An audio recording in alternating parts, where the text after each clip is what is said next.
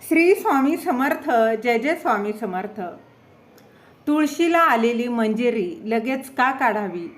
मंजिरी निघाली असेल तर लगेच करा या काही गोष्टी, जेणेकरून माता लक्ष्मी तुम्हाला आशीर्वाद देईल. तर कुठला असा उपाय करायचा आहे तर त्याचीच माहिती या व्हिडिओत मी तुमच्यासोबत शेअर करणार आहे. तुळशीला मंजिरी निघाली तर लगेच या 5 गोष्टी करा, जेणेकरून लक्ष्मी माता तुम्हाला संपत्तीचा आशीर्वाद देईल. तसेच तुळशीला पाणी कसं घालावं आणि कोणते पाणी घालू नये, अन्यथा घोर पाप लागतं. तर अशी ही सर्व माहिती आजच्या या व्हिडिओत मी तुमच्यासोबत शेअर करणार आहे. व्हिडिओ शेवटपर्यंत नक्की पहा. चॅनलवरती नवीन असाल तर सबस्क्राईब नक्की करा आणि व्हिडिओ माहितीपूर्ण वाटला तर लाईक शेअर जरूर करा. तर मित्र आणि मैत्रिणींनो, आपल्या प्रत्येकाच्या घरात आपल्या हिंदू धर्मात तुळशीला विशेष महत्त्व आहे.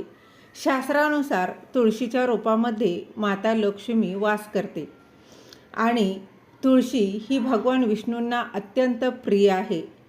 या कारणास्तव तुळशीची पूजा केल्यानं सर्व प्रकारच्या दुःखांपासून मुक्ती मिळते. तसेच यासोबतच ज्या घरात तुळशीचे रोप असते तेथे कधीही वास्तुदोष होत नाही.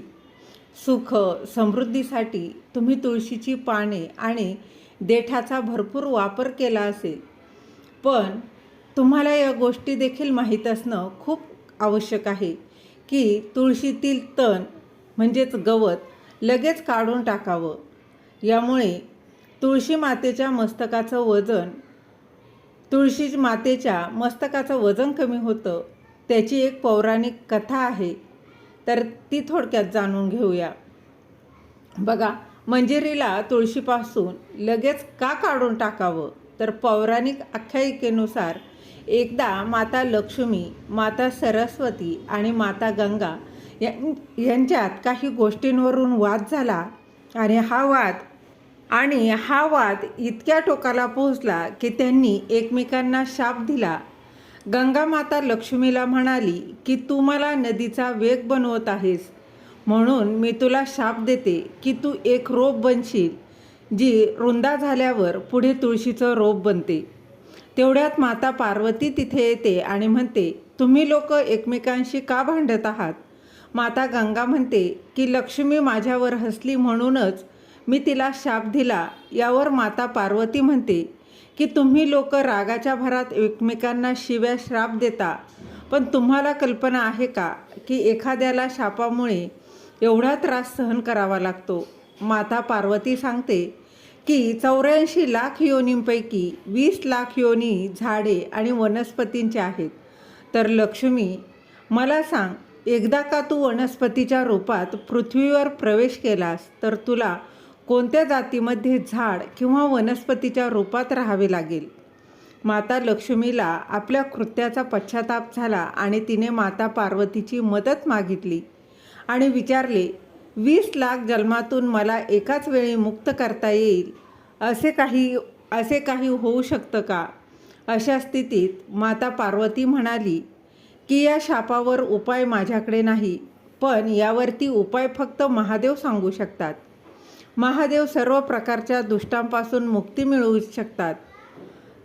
तेव्हा माता पार्वती महादेवांना म्हणाली, हे भगवान, मला असा उपाय सांगा की तुळशीच्या रोपानंतर लक्ष्मीला इतर कोणत्याही जीवाची दुःख होऊ नये. मग महादेवांनी हा उपाय सांगितला. कार्तिक महिन्यात देवी लक्ष्मी तुळशीच्या फुलाच्या रूपात प्रगट झाली तर तुळशीच्या रोपातील देठ तोडून शालिग्रामला अर्पण करावं असं सांगितलं. असं केल्यानं देवी लक्ष्मी वनस्पतीच्या जीवनातून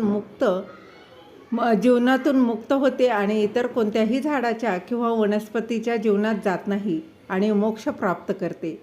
याशिवाय असं केल्यानं लक्ष्मी मनुष्याला सुख, समृद्धी आणि ऐश्वर्य प्रदान करते. भगवान श्रीहरी विष्णूंना तुळस अत्यंत प्रिय आहे. भगवान श्रीहरी विष्णूंना तुळशी मंजिरी ही अर्पण करावं. असं केल्यानं माता लक्ष्मीसह भगवान श्रीहरी विष्णू प्रसन्न होतात. तुळशीचं रोप अतिशय पवित्र मानलं जातं. तुळशीच्या रोपांमध्ये माता लक्ष्मी वास करते हे आपण जाणले. ज्या घरात तुळशीचं रोप असतं तिथे माता लक्ष्मी आणि भगवान विष्णूंचा आशीर्वाद राहतो. धार्मिक दृष्टिकोनातून तुळशीच्या रोपाची नेहमी पूजा केल्यानं देवी लक्ष्मीचा आशीर्वाद मिळतो आणि विशेष लाभ देखील होतो. तुळशीच्या पानासोबतच त्याची मंजिरीही खूप महत्त्वाची आहे. तुळशी मंजिरीचे काही उपाय केल्यानं देवी लक्ष्मीचा आशीर्वाद प्राप्त होतो आणि पैशांशी संबंधित ज्या काही समस्या असतील तर त्या देखील याने दूर होतात. तुळशी मंजिरीचा उपाय काय करायचा तर बघा, सनातन धर्मात तुळशीचं रोप अतिशय शुभ मानलं जातं आणि तिची मंजिरी ही खूप फलदायी असते. मंजिरीच्या उपायानं लक्ष्मी देवीचा अपार आशीर्वाद मिळू शकतो. देवी लक्ष्मी प्रसन्न होते. भगवान भोलेनाथांना तुळशीचा प्रसाद अर्पण करणं निषिद्ध मानलं जात असलं तरीही भगवान शिवाला तुळशी मंजिरी अर्पण केल्यानं आर्थिक संकट दूर होतं आणि आर्थिक लाभ देखील होतो. त्याचबरोबर पुराणानुसार भगवान विष्णूला तुळशी खूप प्रिय आहे.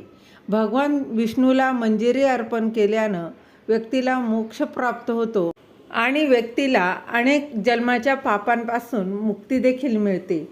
त्याचबरोबर जर तुम्हाला खर्चाची चिंता वाटत असेल, सततचा काही ना काही आर्थिक समस्या येत असतील तर तुळशी मंजिरी गंगेच्या पाण्यात मिसळून ते पाणी घरभर शिंपडा. मंजिरीच्या बिया चुकूनही पायाखाली पडू नयेत याची नेहमी काळजी घ्यावी. या उपायानं घरातील नकारात्मकता दूर होते आणि धनहानी देखील थांबते.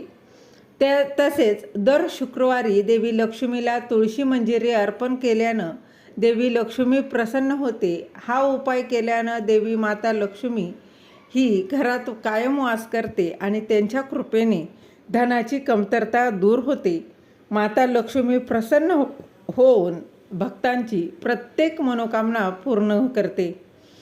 तुमची आर्थिक स्थिती सुधारण्यासाठी मंजिरीला लाल कपड्यात गुंडाळा आणि तुम्ही जिथे पैसे ठेवता म्हणजेच पैशाच्या तिजोरीमध्ये, अगदी लाखो रुपये नाही, जिथे अगदी तुम्ही जे काही पैसे ठेवता त्या तिजोरीमध्ये व्यवस्थित ठेवा. यामुळे घरावर माता लक्ष्मीचा आशीर्वाद प्राप्त होतो आणि कुटुंबातील सदस्यांची प्रगती होते.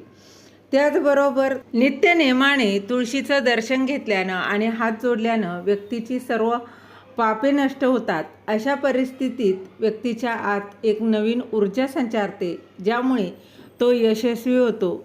तसेच वास्तुशास्त्रानुसार तुळशी मातेने जर एखाद्या व्यक्तीवर कृपा केली तर ती त्याला गरिबीतून राजा बनवते. त्यामुळे जो व्यक्ती देवी लक्ष्मीचं स्वमनाने पूजन करतो त्याला त्याचं फळ हे नक्कीच प्राप्त होतं. रोज तुळशीच्या रोपाची पूजा करून संध्याकाळी दिवा लावल्यानं व्यक्तीच्या सर्व मनोकामना पूर्ण होतात. जर तुमचा व्यवसाय खराब चालत असेल किंवा पूर्ण ठप्प झाला असेल तर काळजी करू नका. दर गुरुवारी तुळशीला कच्चं दूध अर्पण करत राहा. तुमच्या समस्या लवकरच दूर होतील आणि तुळशी माता आपल्या भक्तांना कधीही निराश करत नाही. जिथे नियमितपणे तुळशीजवळ दिवा लावला जातो त्या घरात भूतबाधा, वाईट शक्ती कधीही फिरत नाही. जिथे तुळशीचं रोप असतं त्या घरापासून नकारात्मकता दूर राहते. घरात सकारात्मकता जी आहे ती राहते. जर तुमच्या मुलाला वाईट नजर लागली असेल तर त्याच्या संरक्षणासाठी 7 तुळशीची पानं आणि 7 काळी मिरी घ्या आणि ती मुलाच्या डोक्यापासून पायापर्यंत 7 वेळा गोल फिरवा. घड्याळाचा काटा ज्याप्रमाणे फिरतो त्याप्रमाणे 7 वेळा फिरवा आणि घराच्या मागच्या बाजूला ठेवा. हे सर्व काही व्यवस्थित होतं. त्याचबरोबर तुम्हाला ते घड्याळाच्या दिशेने फिरवावं लागेल, म्हणजेच घड्याळाच्या काट्याच्या दिशेने तुम्हाला फिरवावं लागेल, हे मात्र नक्की लक्षात घ्या. तसेच असं म्हटलं जातं की गुरुवारी तुळशीची माळ धारण केल्यानं बृहस्पती बलवान होतो. ज्योतिषशास्त्रानुसार तुळशीची माळ घातल्याने सर्व प्रकारचे सुख प्राप्त होतं आणि वाईट नजर कधीच लागत नाही. तुळशीची माळ घालण्यापूर्वी तिला गंगाजल आणि उदबत्ती अर्पण करावी. तुळशीची माळ धारण करण्यापूर्वी मंदिरात जाऊन श्रीहरींची पूजा करावी. जे लोक तुळशीची माळ घालतात त्यांनी कांदा, लसूण तसेच मांस आणि मद्य याचं सेवन सोडून द्यावं. जर तुमची सर्व कामे अयशस्वी होत असतील तर तुळशीच्या रोपाची मुळे घ्या आणि गंगाजलाने धुवा. त्यानंतर त्याची व्यवस्थित पूजा करून पिवळ्या कपड्यात बांधून ठेवा. हळूहळू तुमच्या सर्व समस्या ह्या दूर होतील.